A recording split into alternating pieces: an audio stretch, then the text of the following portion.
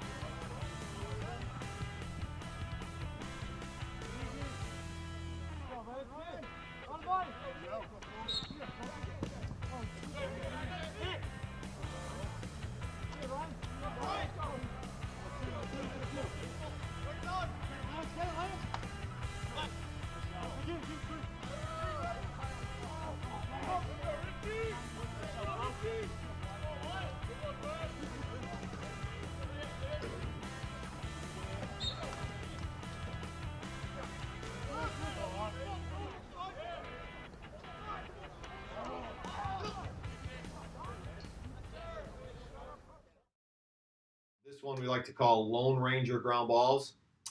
This one has a very specific focus. It focuses on man ball play as it pertains to loose balls in the middle of the field. So we're going to jump right in here. Okay, just a quick setup. Okay, how this works. We're going to take, there's going to be 3 guys live in this drill. Then there's going to be a line of guys, okay, behind them. We like to do this drill in the direction, okay, of a boundary. Okay, so there'll be a coach here with balls, okay, near the boundary. But again, you can do this kind of however you want. This is just the way that we like to do it. Again, there's 3 players in here, okay, and how we arrange them is very specific. So we're going to put 2 players. These guys, you know, the blue X and the red O here, they're going to be down on their stomachs. Okay, so they're going to be down on their stomachs, okay, with their helmets facing the coach.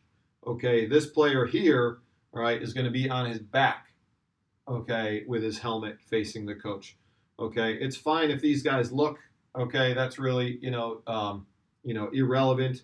Okay, but this guy should be very specific. You know, he can't see for a moment here. And what we're going to do, we're just going to drop a ball, okay, into anywhere in this area. And again, it's just preferential. You can do it however you wish. Okay, we drop a ball into this area. Okay, and these 2 players, okay, have to get up and race to this ground ball. Okay, as they are racing to this ball, this player has to roll over. He's got to get himself, okay, in the mix. The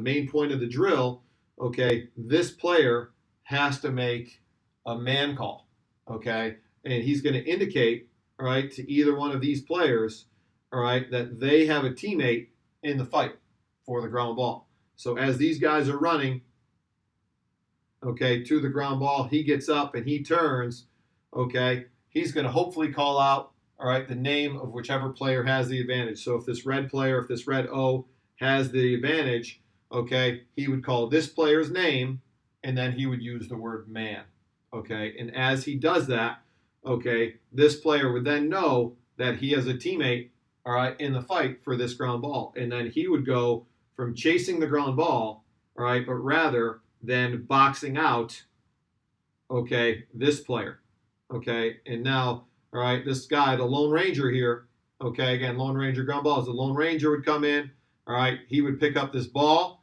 all right? So after he picks up the ball, or as he's picking it up, okay, all right, he's going to call release, okay? That will release this contact, all right, from this red player, okay, boxing out this blue player. So he says release, they release, okay, and then we want him to throw, all right, 1 or 2 passes, okay, and then get it back to the coach.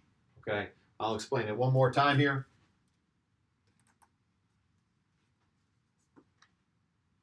So we've got 3 players here. We've got our Lone Ranger. We've got a blue player, and we have a red player. Coach is going to drop a ball into this area. All right, these guys, the red and the blue, are on their stomach with their helmet facing the ball. All right, this player is on his back with his helmet facing the ball. Okay, coach blows the whistle or on the ground ball. These players release to chase after it. This guy rolls over to his stomach, assesses the situation. Okay, and then again, all right, ideally he is calling out whoever has, all right, the advantage, and it's not going to be much of an advantage. Okay, all right, but he calls out, you know, whoever's name has the advantage. All right, and he's going to say that name and then the word man.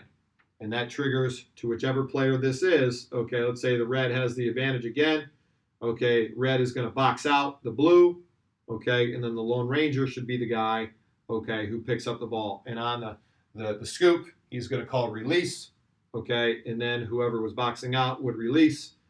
And then they throw 1 or 2 passes and then get it back to the coach to do it over again. Again, we like to do it near a boundary.